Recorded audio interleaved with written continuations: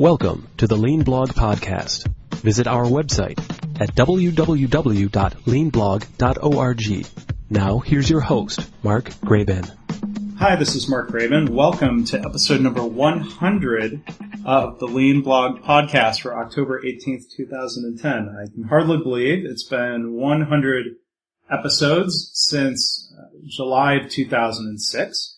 I want to definitely thank you for listening. If you are a regular long-time listener, if you've just discovered the podcast episodes, I've certainly been really honored to be able to bring a lot of interesting people to you. I enjoy talking to the people I interview, and I'm happy I get to share it with you. If you are new to the podcast, you can subscribe in iTunes. You can access all 100 episodes. You can go to leanpodcast.org. You can listen to them online. You can download them to your iPod or whatever way you prefer to listen to these. If you have any feedback, you can do so at leanpodcast.org. Well, my guest today is someone I've been wanting to talk to for a really long time. He is Dave Crenshaw, and he has appeared in Time Magazine, in Forbes. He's given fun and fascinating interviews on radio and TV stations across North America, and now here he is on my little podcast, so I appreciate that. He is the president of the National Association of Productivity Coaches. In his first book, the one that I've read and blogged about and we're going to be talking about today, a really nice little book called The Myth of Multitasking, How Doing It All Gets Nothing Done. It's been published in 6 languages and is a time management bestseller. And his latest book that's out is called Invaluable, The Secret to Becoming Irreplaceable. And it's available in all major bookstores. It is already a motivation and organizational behavior bestseller. So you can find more about Dave at davecrenshaw.com. So here he is. Well, I want to thank our guest, Dave Crenshaw, for being here on the podcast. Thanks for taking time out today. Yeah, thank you. Thanks for having me on, Mark. It's an honor. If you could introduce yourself to my audience a little bit about your background and what led you to write this book about multitasking or the problems therein. Sure. Well, my background is in business coaching. That's where I started, in particular working with entrepreneurs, small business owners. And as a group, they are probably more prone to multitask than anyone. And part of the reason for that is that they have so many job descriptions. They don't have just 2 or 3 job descriptions. They've got 10 or 12 or more. And that really created a situation for my clients where they were jumping back and forth all the time. And it was my background in systems that led me to want to help them with that. So first, I developed a program to help them stop multitasking and to start getting more time. And then I always knew that I wanted to write a book. And after working with clients for so long, I realized I just had so many stories and so many experiences from working with them that it was very, very easy for me to sit down and create a book that sort of represented the combined experiences of the clients that I worked with. And now when you say you have a background in systems, do you mean computer systems or what type of systems? Yeah, sure. I mean processes, business processes, how things operate, having step-by-step procedures. Most small businesses, new emerging businesses, lack those sort of systems or processes. And so that was my job, is to train people on developing those. Mm-hmm. And as I talk about in my book, The Myth of Multitasking, what I learned is that businesses need to have systems, but the individuals working in them need to have systems as well. They're personal systems. How they handle their calendar, their voicemail, their faxes, the disorganization or organization on their desk, mm-hmm. the ideas that come into their head. What is their process for dealing with those things on a very personal, individual level? And so that's really what I addressed, both in the training that I developed and then later the book. Yeah, professionals and people who think that they're high productivity people find it really tempting to be multitasking. I'll admit at times, even though I'm not multitasking now, that Good. I am sometimes bad about that. Why would you say it's? Why do we tend to fall into that temptation, and why do you find that it's not a productivity booster, that it ends up wasting and costing time? Well, sure. Those are two different questions. I'll start with the first one. Why is it that people do it so much? And I would say do it so much in spite of there's been a lot of press recently. I'd say more in the last 4 to 5 years than there have been ever about the dangers of multitasking. Yet people continue to engage in it. And really, it's a cultural acceptance of it. I mean, even just recently, I was watching TV and I saw a police officer using a cell phone, not even a hands-free cell phone, a cell phone while driving in the car. And when I saw that, it reminded me of the old movies and the old TV shows where you'd see people lighting up and puffing away on their cigarettes all the time. Now, you don't see that anymore in the movies and TVs because we've learned that that's not healthy. It's become not culturally acceptable. But we're not at that point with multitasking yet. We see images of it all the time. We see commercials with it. We see resumes asking for good multitaskers. And all of these things really, it's just sort of a part of our culture. And where I come from, Mark, is that I'm not the expert in multitasking. There are people with, doctorates who are, very capable researchers who know a whole lot more about it than I do, but I am the evangelist. I'm the person that's out in front saying, okay, the research is there, but we need to stop doing it. So my message is really to stop that cultural acceptance and start to bring in a new culture of it being culturally unacceptable to multitask. To the second question, what's the research or the studies or the data around multitasking not working? How is that, would you say, proven as opposed to being an opinion? Sure. Well, there are lots of researchers out there, UC Irvine, University of Utah in my backyard, Vanderbilt, even BaseX Research, which is a corporate research company. And the consensus is your brain is not able to handle multiple active tasks at the same time. And I'm putting active as a strong word, meaning if you have to pay attention to something to accomplish it, if you have to think about it, and if you're trying to do two of those or more at the same time, then you are multitasking. Or I prefer to use the word switch tasking, because what's happening is you're switching back and forth rapidly between those tasks. And there are lots of different things that they call this, but I prefer to use the word switching cost, which is usually an economic or finance term. And switching cost refers to the transition time mentally, emotionally, physically, even financially that happens when you switch back and forth between two different things. Well, when you multitask in your day, when you switch task back and forth, you're incurring lots and lots of little switching costs that add up to a whole big loss of time. And I mentioned BaseX Research before. They found that the average knowledge worker loses 28% of their day due to interruptions and the recovery time associated with interruptions. That's their phrase. I prefer to use switches and switching cost, but it's the same thing. And I'm entrepreneurial in nature, so my research comes from the School of Hard Knocks and field experience. And my field experience shows that number is dead accurate. It's about a quarter or more of your time is lost. That is an entire work week every single month. That is a huge, huge loss in productivity for every knowledge worker. And those interruptions would include things like email and other technology doodads that we all have. I mean, there's some tips that you have in terms of trying to help manage or reduce those interruptions? Is it the technology? Is it the work culture that you're a part of? What do you recommend, practically speaking, to people? Well, there are two different kinds of switches that take place. There are active switches and passive switches. Active switches are the ones that you initiate. That's where you are interrupting yourself in the middle of working on something.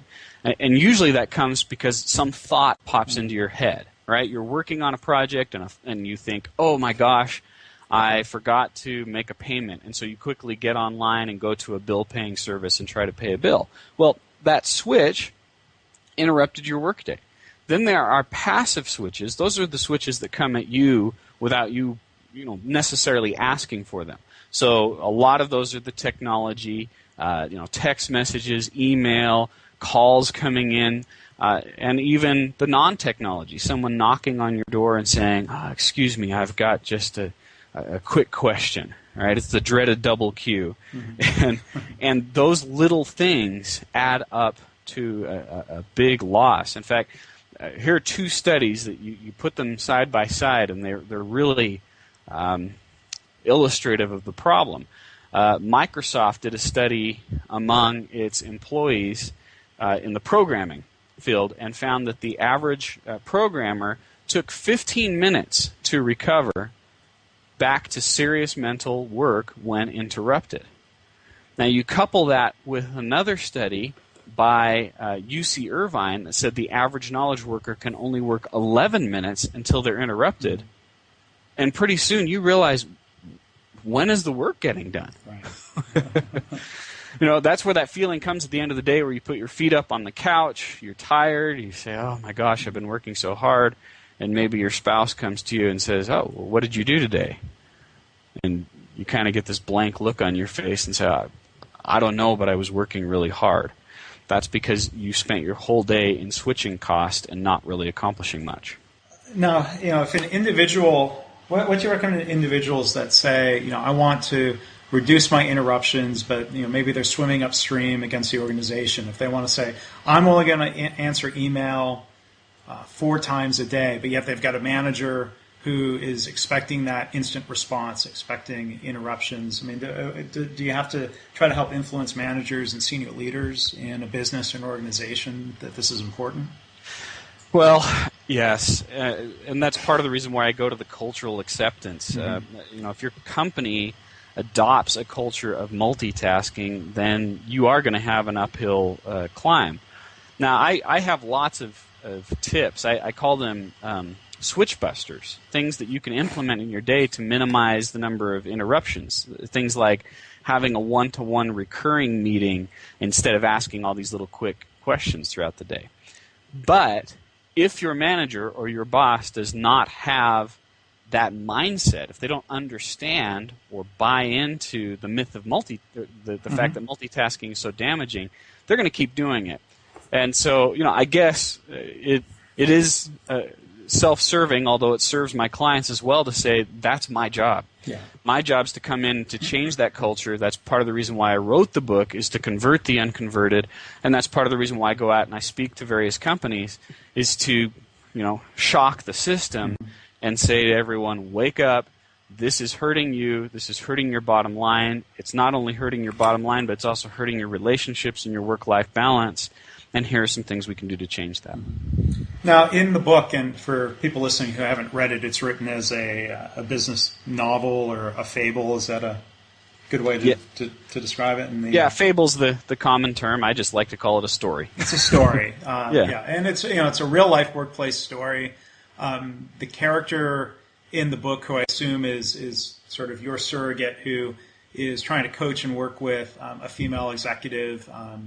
And working with her to see that the multitasking is harmful. The issue comes up, and this is an issue that comes up a lot. I work in healthcare where there's a ton of multitasking, and my wife says the same thing, that women are better multitaskers than men.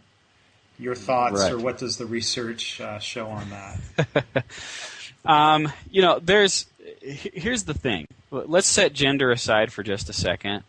Because of switching cost, it doesn't matter whether I'm a man or a woman, or whether I'm a teenager or I'm 80 years old. Whenever I switch back and forth between tasks, I will always be less effective, always be less efficient. I will always make more mistakes, and the likelihood of increasing my stress will increase. So it's really just a matter of math. Now, in my experience, in going out and working with people, I would say that, in general, women make switches faster than men. But that's a little like saying, I'm really good at riding a bicycle. The person doing one thing at a time is driving a car. And I don't care how how well you can ride your bicycle. It's a little bit like saying women can ride bicycles faster than men can ride bicycles. Okay, but if I drive a car, I'm still going to win the race. Does that make sense? Yeah. So, and there's various research, but usually the research that I see cited the most is, a thing out of Duke in, I think, 1990 or thereabouts that found that female rats tended to look at the bigger picture while male rats tended to be more single-minded. But in terms of multitasking, that doesn't bear anything out. And even the more recent studies that I've seen that aren't as highly publicized really, again, just say the same thing, that even if you're a good, quote-unquote, good multitasker, you're still being inefficient.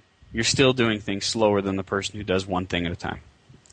And so in the workplace context, to minimize the switching costs, your recommendation would be to set up longer blocks of time in your schedule where you say, I am going to commit to this certain type of work for a period, and then choose to switch as opposed to 2 minutes on this, 4 minutes on that, back and forth all day long, correct? Sure. Well, there are lots of different things that you can implement in your personal systems. Definitely that would be one of them, is to create what I call a time budget and to have a set time and a set place where you're working on certain activities. I mentioned before the one-to-one huddle, certainly turning off email notification, that sort of thing, where it's you're taking control of technology instead of technology controlling you. Those sorts of things can make a big difference. And there are lots of other things that I go into really big, in great depth when I take someone through a workshop or through my program, where we're looking at how much time they're losing looking for things, because that's a switch too, or how much time they're spending getting caught up in their own thoughts, getting pulled away because they have all these to-dos floating around in their head. All of these are contributing to switching cost. Well, Dave, thank you for talking about the myth of multitasking.